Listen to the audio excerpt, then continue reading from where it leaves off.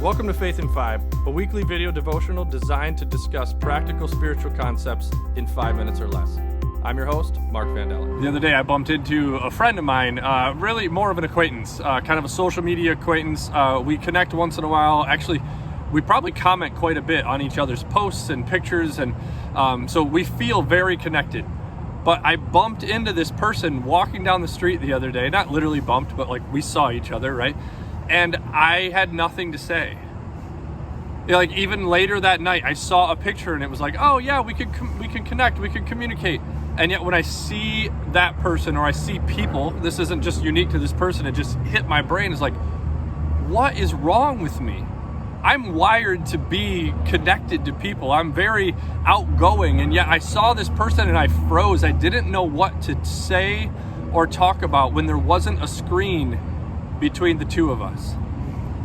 And I realized that as I thought about meaning in my life and I thought about what I'm asked to do in this life, kind of live out my faith, that isn't the journey that I've been asked to live out. And I thought through some of my closest friendships. Last week we talked about the supporting casts in our lives that add meaning, that when we take our eyes off of ourselves and we see the people around us as having value, we experience deeper meaning. Today we're going to talk about not just those people as individuals, but how do we collect those people and actually do life in community together. Social media and internet brings so many opportunities to be connected, and yet we are probably more disconnected than we've ever been before because we have this superficial kind of surface level relationship with so many people that we don't then have this deep connected community with a small group that can really show up and do life together. Like I said, I was frustrated with myself in this one instance, but I admit as I looked at some of my relationships, some of them have gone to that kind of surface level. I watch what they do on social media and I comment.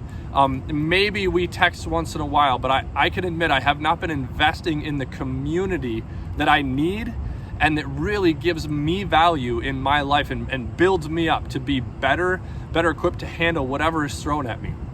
And as I've been reading through Come Matter Here by Hannah Brencher, she talks about this in her book about how she desired deep community and finally found it.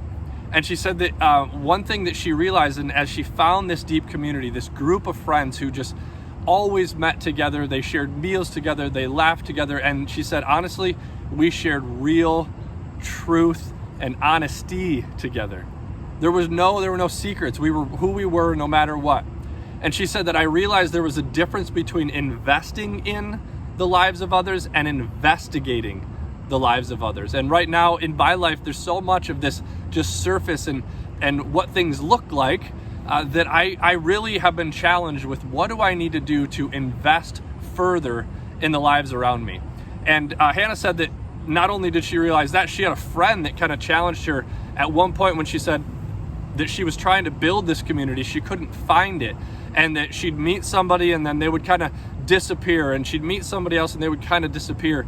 And this friend really challenged Hannah and said, you know what would it look like for you to be the invitation? I keep hearing you say that you meet these people and then you wait for them to contact. She said, what would it look like for you to be the invitation? What would it look like for you to bring people and bring them together and form this community? So this week, as we consider our faith, think about last week we talked about the individuals in our lives, and this week we're talking about how would you be the person that would bring those people together?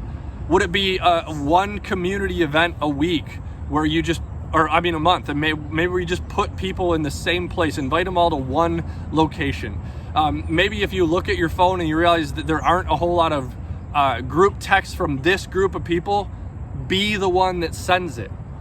We don't have to wait for other people, or we don't have to look around and be like, why, I don't have that. I've been longing for it, but I don't have it. You can take action and be that picture. And actually, one of my favorite Bible verses it's kind of my mantra in life, or at least in engaging people, like kind of being the church in this world with close friend relationships, is from Acts 2:42. It says that in the early church, in Acts, they spent their time learning from the apostles, and they were like family to each other. They had this community. And it says that family, that community was marked by a couple of things. Two really key components. One, they broke bread together. They shared meals together. They shared their valuable resources together, and they prayed together. So there was more than just, hey, let's go grab dinner and talk about nothing. It was this combination of we shared our lives and we cared for each other. We had a deeper something there.